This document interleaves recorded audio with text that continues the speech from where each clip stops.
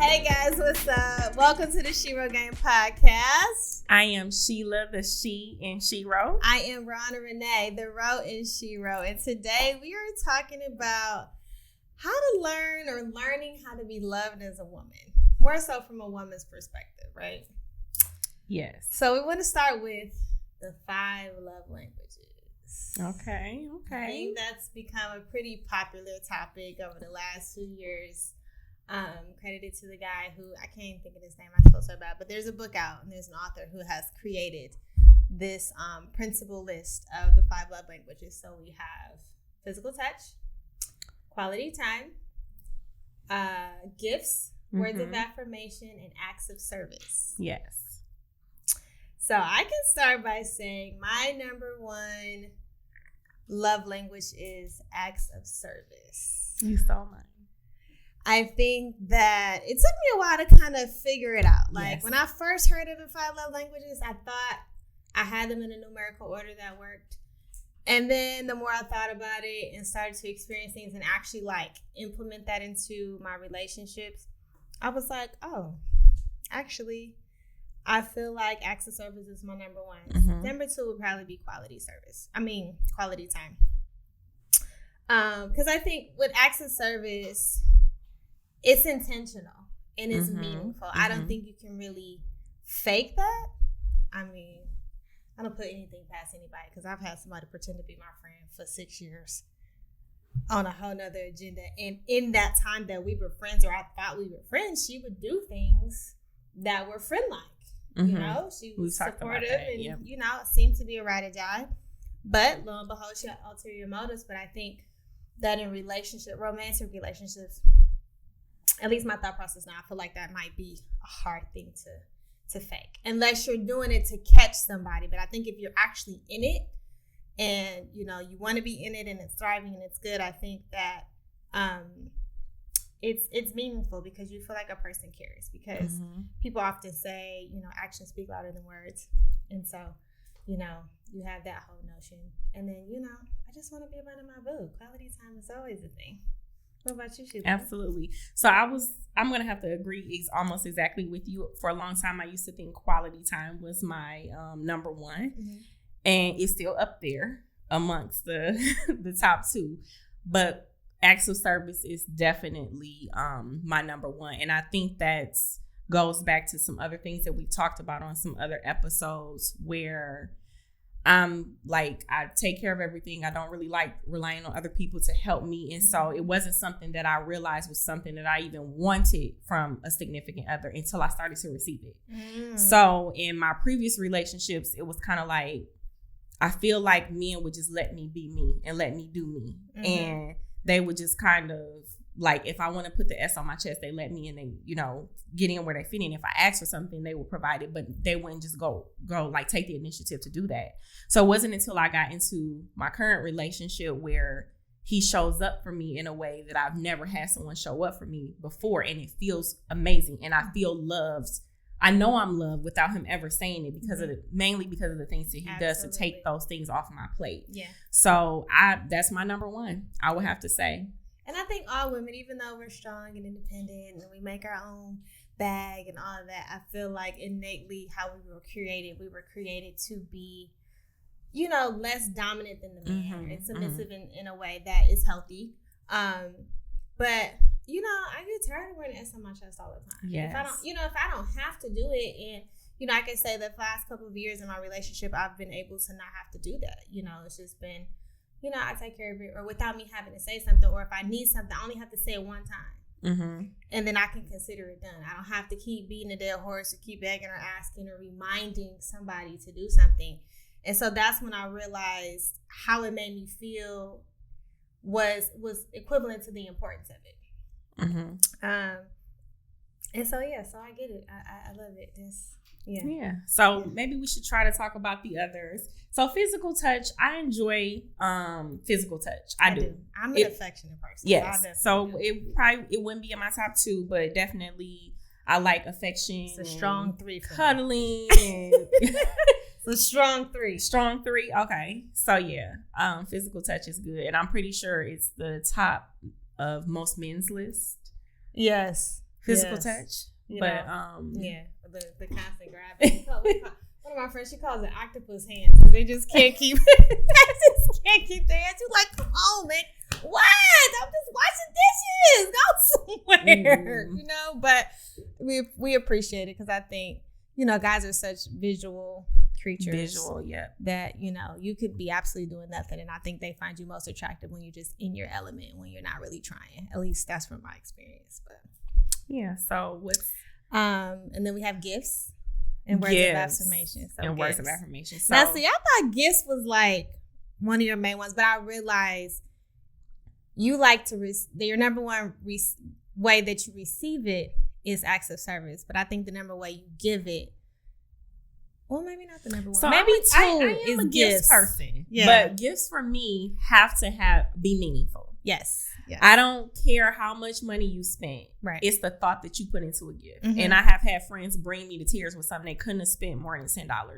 Mm-hmm. Or maybe no money at all. Maybe they made something or something like that. Like, so when somebody actually thinks about me and takes the time to like give me something that's going to be meaningful for me, those are the things that I enjoy. So I would say gifts, but it's not about how often or how much money is spent on a gift. It's more so about the thought that's put into it. Yeah, so I feel like that's almost like roped into, I don't know, I guess it wouldn't be really acts of service, but yeah, it's kind of roped into something I think else. So too. Yeah. I think so too. Because I kind of felt like physical touch is warped into quality time. Because how do you spend time with somebody and not, I mean, you could be in the same house with somebody, but to me, that's not spending time. Exactly. That's not spending quality time. That's just being around each other in your element. But, you know, I'm not a needy person. So segueing into words of affirmation, I kind of have, I feel a high level of confidence about myself. And so although I appreciate the words of affirmation, it's probably like fifth on the list for me. Because I do like gifts, but I like the thought that comes behind the gift. Because like you said, I agree with you in saying it's kind of part of acts of service, because it's like, it's not what you do, it's how you do it. So for me, and I'm not sure if this is a part of words of affirmation or if I'm just adding it, I like, and it's still a 5 for me if based on the list, but I like when my significant other, what do I want to say? When I do something for him and then he shows his appreciation for that. Okay. With his words. I think that's words of affirmation. So, yeah. So that for me, it's not necessarily, I'm necessarily looking to be encouraged or uplifted, but it's more so like, it makes me feel better about the things that I'm doing when I know he sees it and he recognizes it and appreciates it. So yeah, so that's a good one. Well, that's a good way to start into like knowing what your love languages are through experiences and different types of exes, ex-lovers, friends, and parents.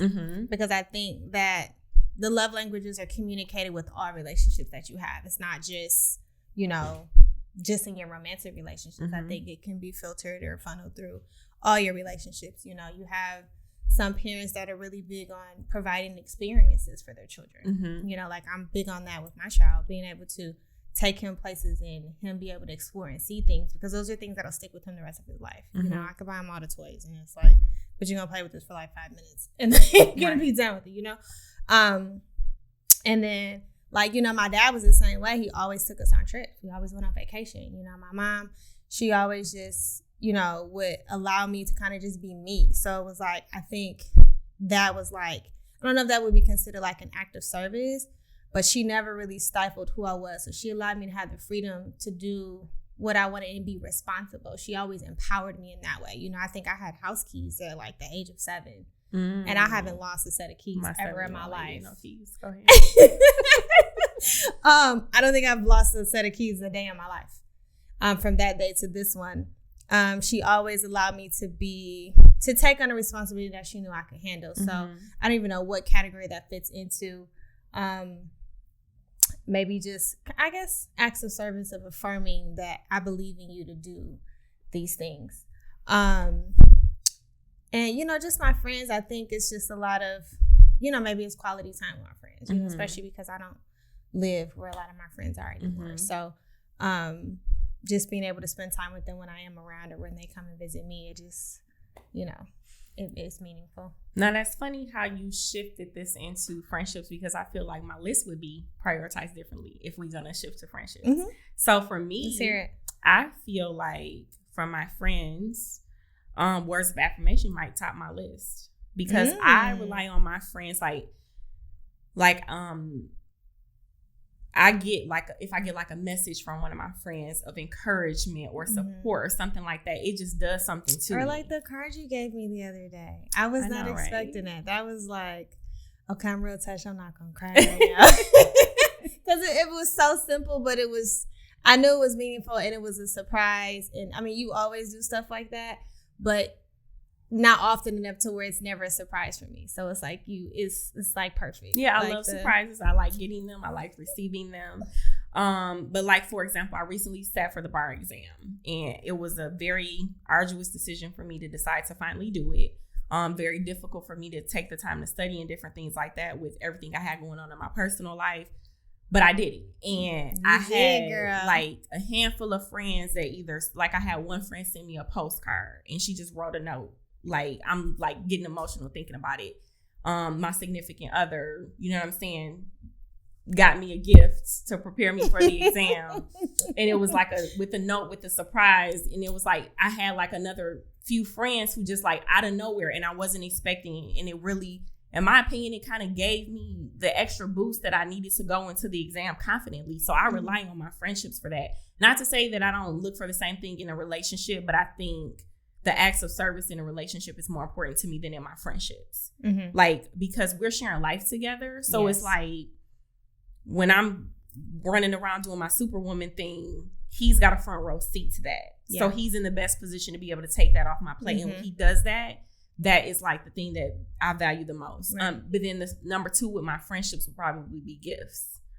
For the same reason, because it's like you said, most of my close friends do not live in Detroit. Like, why y'all live in Detroit? I don't know. Born it's and raining raised outside. It's a Harley home, but always repping. I need you to come home. Yeah.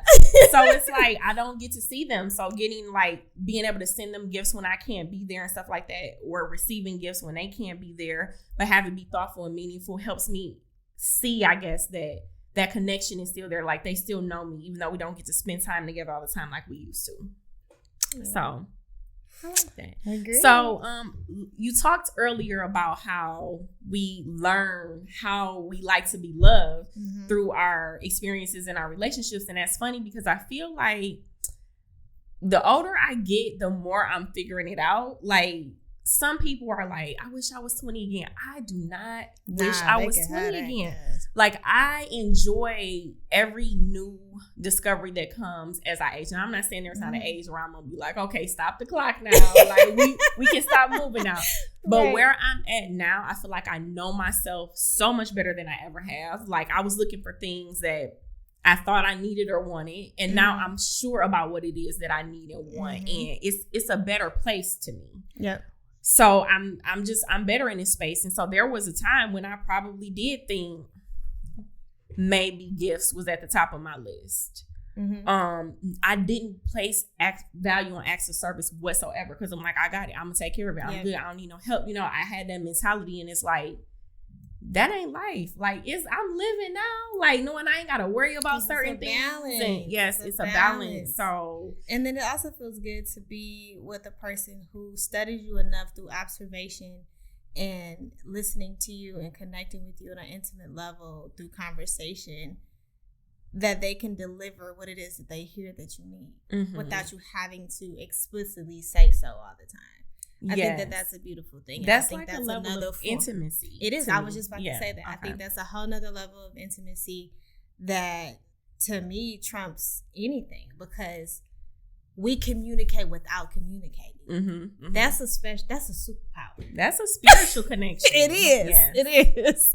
And it's definitely a superpower, because everybody doesn't have that. You know, people tap into relationships or marriages and things for all types of reasons, but sometimes those reasons aren't concrete and they're not foundational. You know, even if there's been a lot of time in history, that doesn't mean you're supposed to be with this person. Right. Just the fact that you love them doesn't mean that you have to be with this person. And that kind of goes back to, like, how do we know how we want to be loved, or how do we learn to be loved as a woman? You know, a lot of times in the society that we have now, we've taken on a lot of roles that men used to only do.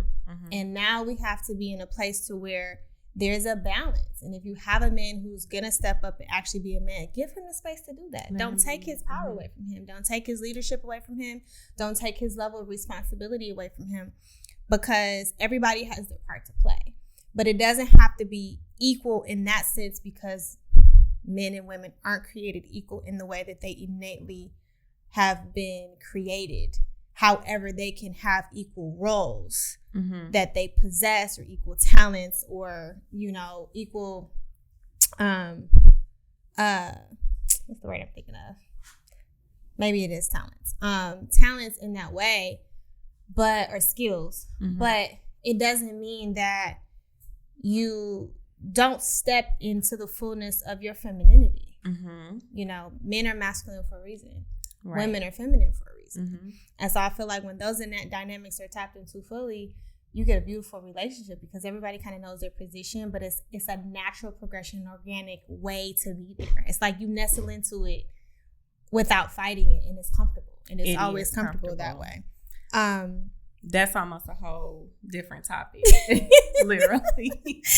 And, I know people sometimes are like, well, how do I know the efforts are genuine, And because sometimes you can tell somebody, okay, I want this, and this is, this is what I want, and this is how I want to be loved, and this is how I want to be treated. And you could do all of that, and then a person oblige you, but it's not coming from a genuine place. They're just doing that because that's what you said.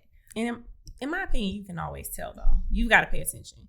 You've got to look at it from a spiritual perspective. I feel like I can feel when actions are not genuine most of the time. I mean, I'm not saying there's not a lot of manipulative people who have mastered the art of making it feel authentic when it's not. To me, it can't be consistently authentic.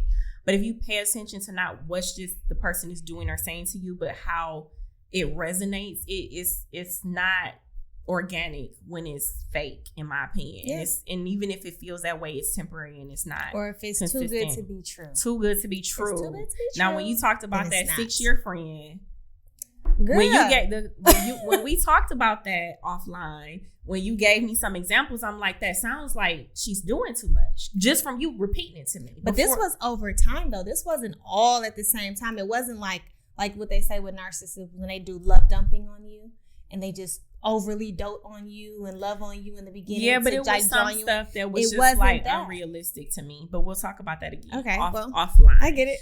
But something you said earlier made me think about the role that maybe social media and society plays in how women decide how they're supposed to be loved. Like, they look at people on TV or social media or wherever, and they're like, if he doesn't buy me this ring, he doesn't really love me, or he doesn't do this, relationship we don't go on enough trips, and you know what I mean? And without ever taking the time to decide, what is it that I really want and need from this relationship? Like, am I just repeating what I see and perpetuating that agenda? Because at the beginning and the end of the day, it was actually a cousin of mine had just posted something on Facebook the other day about how don't be fooled about what you see on social media. Like, you don't know what goes on behind closed doors.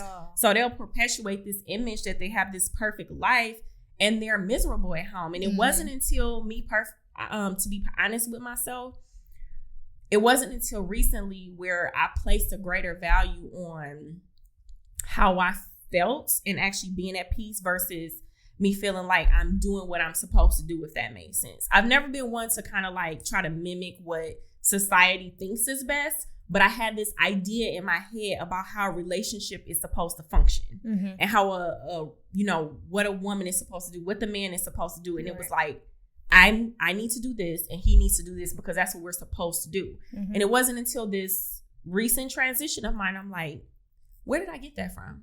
Who told me that that's what a woman is supposed to do and what a man is supposed to do, and that's the way it's supposed to be? So I started paying attention to who is Sheila and what is it that Sheila needs and what resonates with Sheila. And so when I started paying attention to what spoke to my spirit, that's when I really found real peace within a relationship. But oftentimes people, they maybe have their own ideals like I had. Maybe they're watching TV or looking at social media. And we're raising our children in this age where this is what they're seeing. So I think it's important that we're making sure our girls know, like, decide for yourself what it is that you want. Decide for yourself and make your relationship your own. You know, you and the person you're in a relationship with, you guys have to come to an agreement of what it is that you want and what the expectations are of the other person. And I feel like when you do that, it works beautifully because it's your own, because every person is uniquely, individually unique.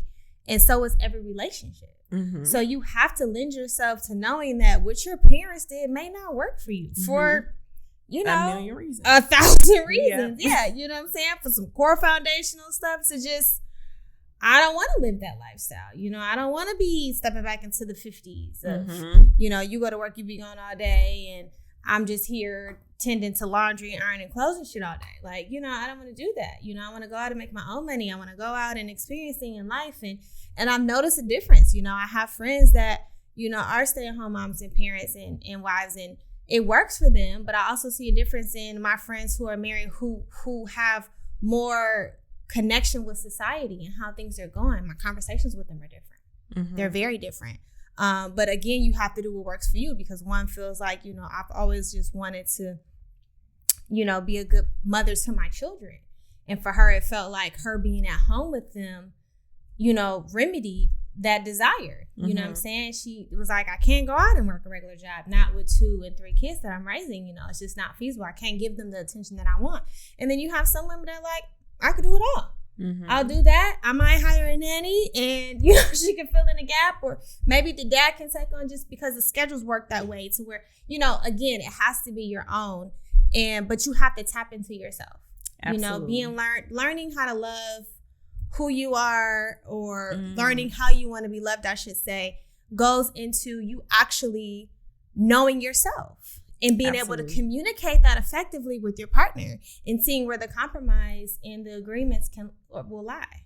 Absolutely. So you talked about knowing yourself, but also loving yourself. You really have to love yourself first before you can really be properly loved by another person, or properly communicate what it is that you want, or what it is that you need. You have to be secure and just love yourself genuinely and authentically. Love who you are. Love your flaws and the things that you don't like about yourself. Do the work and change it. Like, you can't be complaining about something and you're not willing to put in the work. So, and that goes into demanding how you want to be loved based on your boundaries, level of respect, and the level of importance. You know, like, how important is something to you that you communicated with your partner?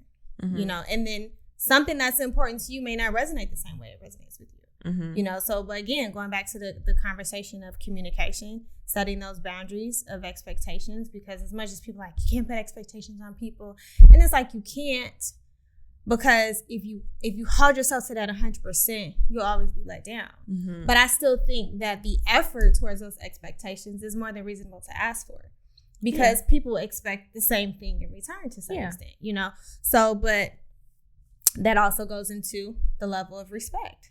How much do you respect me, and my boundaries will tell me how much you love me.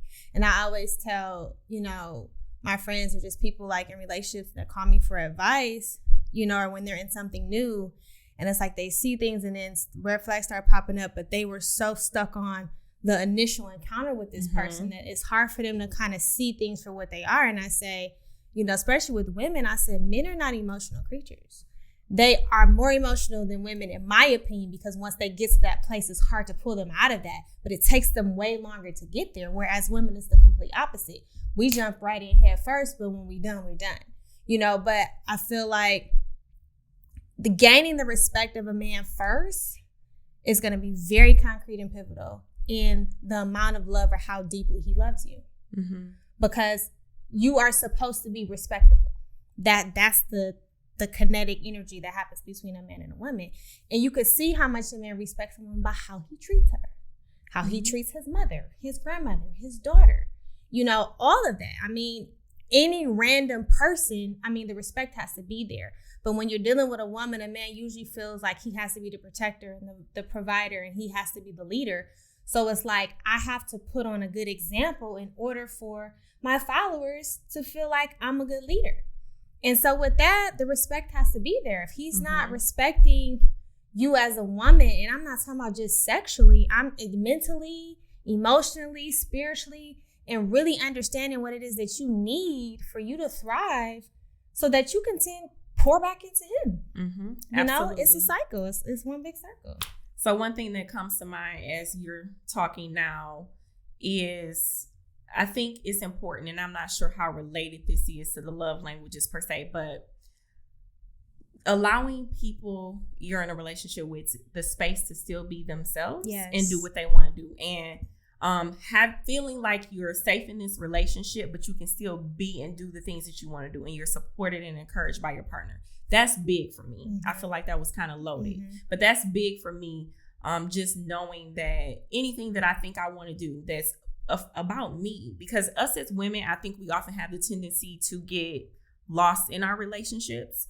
Not just the relationships, but our roles as women. So we become mothers, and then it's like our lives don't matter anymore. Our individualism doesn't matter anymore because being a mother is a priority, and it's an important role, but it's not your whole life. You know, being a wife, being a mother, whatever you do for a living, those are roles, but you still have to figure out your purpose in life, what it is that you want to do with your life, and be true to that. So one of the things that I value the most about my relationship is knowing that whatever I come home and say, this is what I want to do, and it's like I'm supported and encouraged in that to do my own individual thing, and I never hear a like, well, what about me, or who's gonna cook dinner, or what time are you gonna? It's never that. It's like everybody just get in where they fit in. Yeah, they fall in line. They figure it out. They ain't gonna be home late, but I'm here. Let me get the kids fed. Let me get let me get her fed. Let me make sure when she watches it or she got a hot meal, you know? Yeah. Or whatever else needs to be taken care of. Yeah. Yep. So that's a mutual effort. Awesome. So I think we can wrap with that. So what's your game piece for today? My game piece would be love yourself first, and everyone around you will act accordingly. They will love you in the way that you love yourself. And I'll just add to that, make sure you know yourself and know what it is that you want from another person, because if you don't know you don't know what to ask for. Absolutely. So with that, I'm the She in SheRo. I am Roanna, the Ro in SheRo. Thank you guys so much for tuning in. We'll see you guys next time. We're out.